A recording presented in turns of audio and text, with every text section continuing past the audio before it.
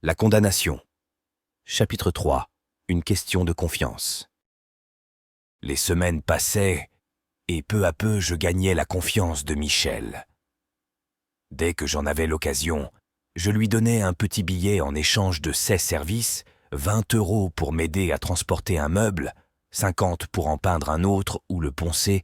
Je lui filais des clopes, un café par-ci, un repas par-là. Au fond de moi, je savais très bien que David lui avait donné pour mission de me tenir à l'œil. Fidèlement et maladroitement, Michel s'exécutait.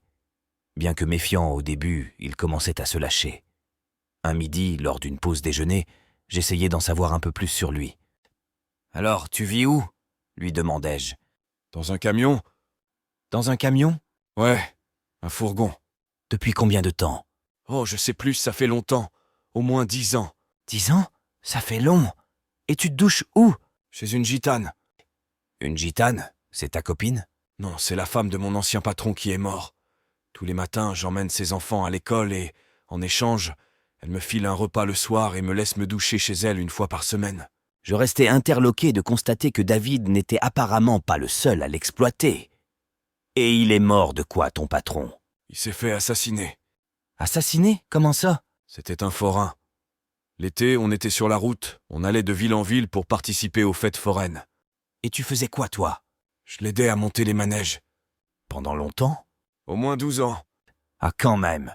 Ce n'était pas ponctuel. »« Ah bah non, c'était mon patron, quoi. »« Et qu'est-ce qui s'est passé ?»« Un autre gitan lui a mis un coup de barre en fer derrière la tête et il est mort. »« Un coup de barre en fer ? Mais pourquoi ?»« L'autre, il disait qu'il lui avait pris son emplacement. »« Et pour ça, il l'a tué à coup de barre à mine ?»« Ouais, c'est la vie, quoi. » Son histoire me choquait, digne d'un fait divers. Je voulais en savoir plus. Et toi, tu étais où à ce moment-là ? Près de lui, on était tous les deux assis sur un banc, et l'autre est arrivé par derrière, et bam ! La façon dont il me racontait avec désinvolture, ce terrible événement me laissait sous-entendre qu'il avait toujours côtoyé la violence et la misère humaine. Rien ne le choquait. Dans son monde, apparemment, c'était normal. Et après, tu as fait quoi ? Je suis reparti vendre des cartons. Vendre des cartons ? Comment ça ? En hiver, je vendais des cartons que je trouvais dans la rue. Au printemps, je participais à la récolte des oranges. Et, en été, je travaillais avec lui. Après ça, comme sa femme était veuve et qu'elle n'avait pas le droit de se remarier, j'ai continué à l'aider avec ses enfants. C'est comme ma famille, quoi. Et tu gagnais combien quand tu travaillais pour lui ? 25 € par semaine, plus les repas. Je restais bouche bée. Son histoire de vie me touchait, mais je ne comprenais toujours pas pourquoi il était là depuis tant d'années à s'infliger tout ça. Il ne buvait pas, il ne se droguait pas, toujours ponctuel et sérieux, il n'avait pas l'air d'avoir de problèmes mentaux. Quelque chose ne collait pas. J'ai souvent discuté et essayé d'aider des sans-abri, bien que certains, malgré leur look, semblaient normaux au premier abord, au bout de peu de temps lorsqu'on les côtoie, ce qui leur a porté préjudice refait vite surface, et l'on comprend mieux pourquoi ils en sont arrivés là. Mais dans son cas, j'avais un doute, car je ne détectais rien de tout ça. Peut-être fuyait-il quelque chose ou quelqu'un, c'était une possibilité. « Mais pourquoi tu ne retournes pas en France ?»« Non, c'est la merde, la France !» me lançait-il avec rejet. « Mais au moins là-bas, tu aurais une vie plus digne.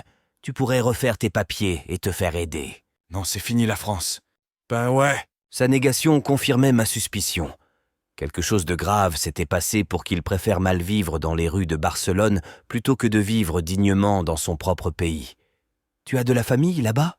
Tu es en contact avec eux ?»« Non, c'est la vie. » me lançait-il à nouveau avec un petit sourire narquois. Je voyais que mes questions commençaient à le gêner. Je n'insistais pas, mais je lui disais juste « Quoi qu'il en soit, tu ne peux plus continuer à vivre comme ça.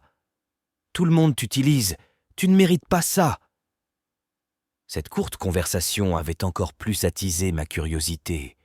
Que s'était-il passé en France ? Que lui avait-on fait ? Ou qu'avait-il fait ? Je n'en savais rien, mais plus je le fréquentais, plus je voulais l'aider. Mais avant tout, je devais savoir. C'était peut-être un meurtrier ou un violeur en cavale. Plusieurs années auparavant, en 2012, ma meilleure amie se faisait assassiner par un fou dans les rues de Barcelone.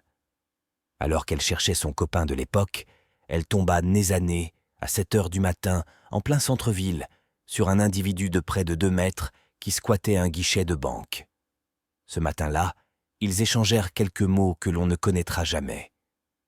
L'homme, si l'on peut appeler ça un homme, d'une trentaine d'années se planta alors subitement devant elle, lui asséna un violent coup de poing en plein visage, puis, alors qu'elle était inconsciente à terre, prenait un couteau dans un sac qu'il possédait et la poignarda violemment à 22 reprises. Quelques heures après, elle décédait aux urgences. Son meurtrier, qui avait été aussitôt interpellé, était un jeune schizophrène irlandais en cavale, qui avait 2 mois auparavant assassiné sa mère.